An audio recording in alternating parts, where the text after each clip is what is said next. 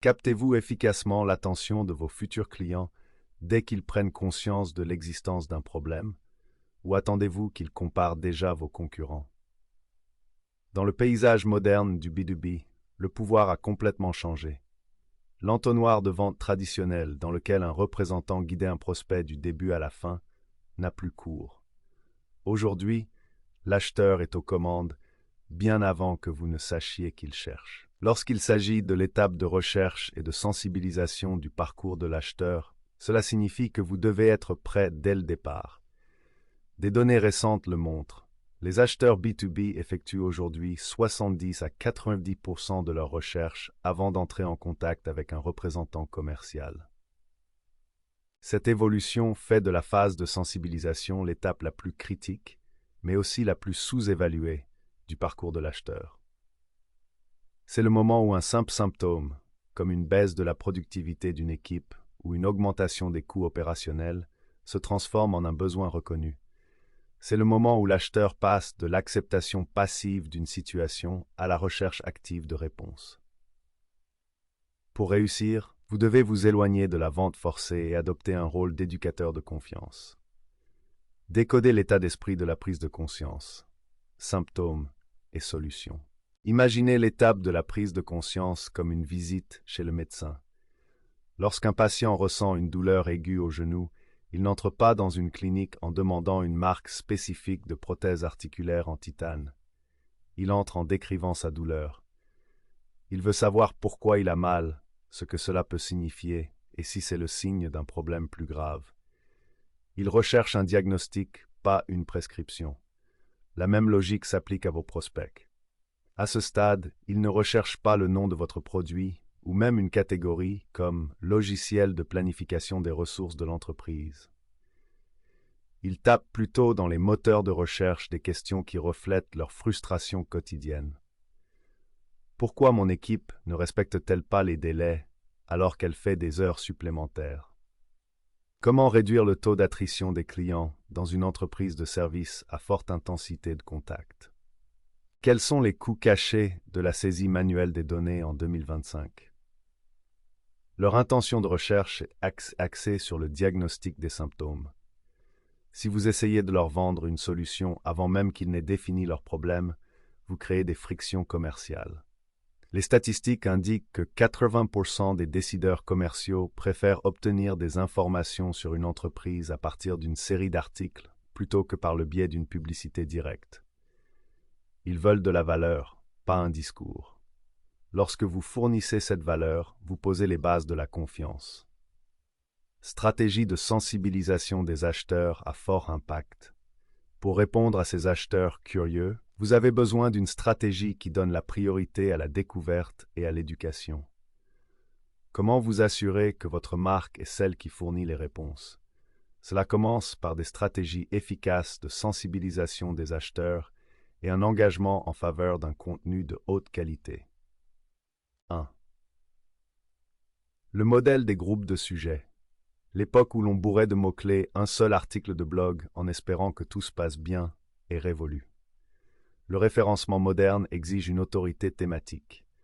En utilisant un modèle pilier et grappe, vous créez une page centrale pilier sur un vaste sujet, par exemple le guide ultime de l'efficacité opérationnelle, et vous la reliez à plusieurs articles de blog grappe qui répondent à des questions spécifiques, basées sur les symptômes. Cette structure a deux objectifs. Elle fournit au lecteur une feuille de route qui lui permet d'approfondir ses recherches et elle signale au moteur de recherche que vous êtes un expert complet. C'est essentiel pour obtenir un meilleur classement lorsque les clients potentiels en sont à la phase de recherche initiale. Sans cette autorité, votre contenu reste invisible. 2. Un blog perspicace et empathique. Votre blog doit être votre outil pédagogique le plus actif. Utilisez-le pour aborder les points de douleur que votre public ressent quotidiennement. Au lieu d'écrire sur nos nouvelles fonctionnalités logicielles, essayez 5 raisons pour lesquelles votre flux de travail actuel ralentit la croissance. Cette approche permet de rencontrer l'acheteur exactement là où il se trouve. Elle reconnaît sa frustration et lui propose une voie à suivre. Les spécialistes du marketing qui donnent la priorité au blog ont 13 fois plus de chances d'obtenir un retour sur investissement positif, car les blogs sont indexés rapidement et répondent directement à des requêtes de recherche spécifiques. Apprentissage visuel et audio. Tous les acheteurs n'ont pas envie de lire un long essai pendant leur pause déjeuner. La diversité du contenu est essentielle pour attirer un public plus large. Infographie. Les études montrent que 41% des consommateurs préfèrent s'informer sur les nouveaux produits à l'aide d'infographies, car elles simplifient les idées complexes et rendent les données faciles à assimiler. Vidéo courte, une vidéo de 60 à 90 secondes expliquant un défi industriel courant peut capter l'attention d'un cadre occupé bien mieux qu'un mur de texte. Elle instaure une confiance immédiate en donnant un visage ou une voix à la marque. Podcast. Le contenu audio est en plein essor. Environ 51% des acheteurs B2B écoutent des podcasts au cours de la phase de sensibilisation de leur parcours. C'est un excellent moyen d'établir un lien personnel pendant que votre prospect se déplace, fait de l'exercice ou est en train de faire plusieurs choses à la fois. Le mandat des données. Pourquoi les suppositions sont obsolètes? De nombreuses équipes marketing se fient encore à leur intuition ou à ce que fait la concurrence pour décider des sujets à aborder. C'est une erreur coûteuse. Au stade de la sensibilisation, chaque élément de contenu doit être étayé par des données de recherche et des analyses du comportement de l'acheteur. Pourquoi les données sont-elles si importantes? Parce qu'elles éliminent les interprétations subjectives et les remplacent par des preuves quantifiables. Lorsque vous utilisez un marketing axé sur les données, vous cessez de crier dans le vide et vous commencez à répondre aux questions exactes que se pose votre public. Des études confirment que les entreprises qui utilisent une approche fondée sur les données réalisent un retour sur investissement 5 à 8 fois supérieur à celui des entreprises qui ne le font pas. Cette efficacité n'est possible que si vous comprenez le volume de recherche et l'intention qui se cache derrière les mots-clés utilisés par vos prospects. Principaux indicateurs à suivre. À ce stade précoce, vous ne devez pas vous concentrer sur les affaires conclues ou les demandes de démonstration. Ces indicateurs seront utilisés plus tard. Pour la sensibilisation, vous devez vous concentrer sur la découverte et la consommation. Visiteurs uniques et trafic organique. Votre référencement intercepte-t-il réellement les requêtes de personnes qui n'ont jamais entendu parler de vous? Temps passé sur la page. Si un utilisateur passe 5 minutes sur un article éducatif approfondi, il trouve la valeur qu'il recherchait. Taux de rebond. Un taux de rebond élevé peut suggérer que votre titre promettait une réponse que votre contenu n'a pas apportée. Profondeur de défilement. Il s'agit d'une mesure essentielle pour les contenus de longue durée. Elle indique si le lecteur a trouvé l'information suffisamment intéressante pour la lire jusqu'au bout. Téléchargement d'actifs. Même s'ils ne sont pas prêts pour une démonstration, le téléchargement d'une liste de contrôle pour le diagnostic des problèmes est un bon indicateur de l'intérêt qu'ils suscitent. Technologie stratégique. Construire les bases de la sensibilisation. Pour développer vos stratégies de sensibilisation des acheteurs, vous avez besoin d'une technologie robuste qui agit comme un moteur de découverte. L'utilisation d'une plateforme comme HubSpot vous permet d'automatiser le processus de recherche et de personnaliser l'expérience de chaque visiteur avant même de connaître son nom. Outils de référencement et de découverte. Les outils de référencement intégrés à HubSpot vous permettent d'identifier les fruits mûrs, c'est-à-dire les mots-clés qui ont un volume de recherche élevé mais une faible concurrence. En les ciblant, vous pouvez vous assurer que votre contenu de sensibilisation est réellement vu par les bonnes personnes. Contenu intelligent et personnalisation. Même au tout début du parcours, la personnalisation est un outil puissant. Vous pouvez utiliser le contenu intelligent pour modifier ce qu'un visiteur voit sur votre site en fonction de sa source de référence. Si un visiteur arrive d'un groupe LinkedIn consacré à la gestion d'équipes à distance, votre page d'accueil ou la barre latérale de votre blog peut automatiquement afficher une bannière pour votre guide d'audit du flux de travail à distance. Cette pertinence instantanée donne au prospect le sentiment d'être compris. Évaluation intentionnelle des prospects. Un autre élément essentiel de la pile technologique est l'évaluation des prospects. Au cours de la phase de sensibilisation, vous devez veiller à ne pas effrayer les prospects. Un prospect qui lit un article de blog n'est pas encore un prospect chaud. Attribuez-lui une faible valeur de points, peut-être 1 ou 2 points. Cela permet à votre équipe de vente de ne pas se lancer trop tôt dans un argumentaire trop lourd, ce qui préserve la relation jusqu'à ce que le prospect soit prêt à passer à l'étape de la prise en compte. Combler le fossé. Passer du stade de la prise de conscience à celui de la prise en considération. L'objectif ultime de la phase de prise de conscience est d'aider le prospect à définir son problème si clairement qu'il souhaite naturellement envisager des solutions. C'est à ce stade que vous construisez la passerelle vers l'étape suivante du parcours de l'acheteur. À ce stade, votre appel à l'action doit être subtil.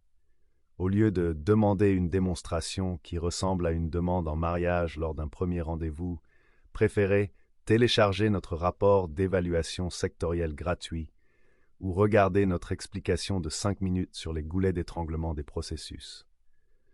En proposant une étape suivante à forte valeur ajoutée et à faible engagement, vous maintenez la conversation sans trop exiger du prospect. Une maturation efficace des prospects est très rentable. Les entreprises qui excellent dans ce domaine génèrent 50% de prospects prêts à être vendus en plus, pour un coût inférieur de 33%. Ce succès s'explique par le fait que l'on est utile pendant longtemps avant de demander une vente. Lorsque le moment est enfin venu de passer le relais, la conversation doit rester empathique et utile.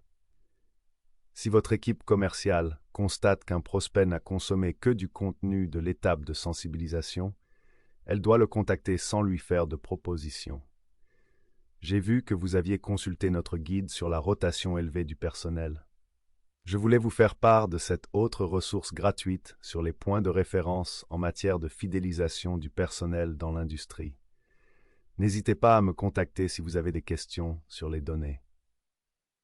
L'importance de la pertinence du contenu. Au stade de la sensibilisation, la pertinence de votre contenu est votre meilleur atout. Si vous apportez une réponse générique à un problème spécifique, l'acheteur continuera à chercher. En revanche, si vous lui proposez une analyse approfondie et perspicace qui lui fait dire « c'est exactement ce que je vise », vous avez gagné son attention. Cette pertinence se construit en posant les bonnes questions. Qu'est-ce qui empêche mon client idéal de dormir? Quels sont les problèmes cachés qu'il n'a pas encore nommés? Comment puis-je apporter une solution rapide qui prouve mon expertise? En vous concentrant sur ces questions, vous créez une stratégie de contenu qui n'est pas seulement axée sur le trafic, mais sur la création d'une communauté de personnes qui se tournent vers vous pour obtenir des réponses. Élever les fondations. Le parcours de l'acheteur est une course de fond, pas un sprint. Le succès commence par une concentration non négociable sur l'étape de la prise de conscience. Vous devez cesser d'être un fournisseur de produits et commencer à être un éducateur de confiance.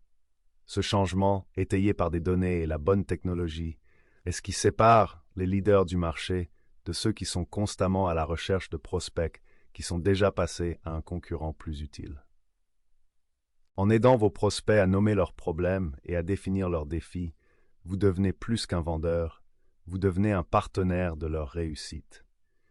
Cette base rend toutes les étapes suivantes du voyage plus faciles, plus rapides et plus fructueuses. Lorsque vous vous présentez tôt avec les bonnes réponses, vous n'êtes pas une option parmi d'autres, vous êtes le guide préféré. Vos premiers contacts sont-ils fondés sur des spéculations ou s'appuie-t-il sur des preuves qui convertissent réellement? S'il est important à ce stade de retarder la connexion avec les ventes, il n'en va pas de même pour l'accélération de votre stratégie globale. C'est là que l'expertise spécialisée devient un avantage significatif. Aspiration Marketing s'appuie sur une expertise éprouvée pour aider les entreprises à relever ces défis précoces. Nous sommes spécialisés dans l'utilisation d'un marketing axé sur les données et de configuration HubSpot ciblée pour transformer de vagues symptômes en voies de croissance claires. Notre approche garantit que vos supports pédagogiques ne sont pas seulement vus, mais qu'ils sont mémorisés et utilisés.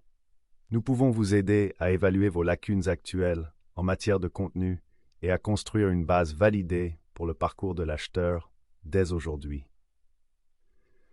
Contactez-nous pour un audit de stratégie de contenu et découvrez comment nous pouvons maximiser votre portée et transformer chaque nouveau contact en un client fidèle.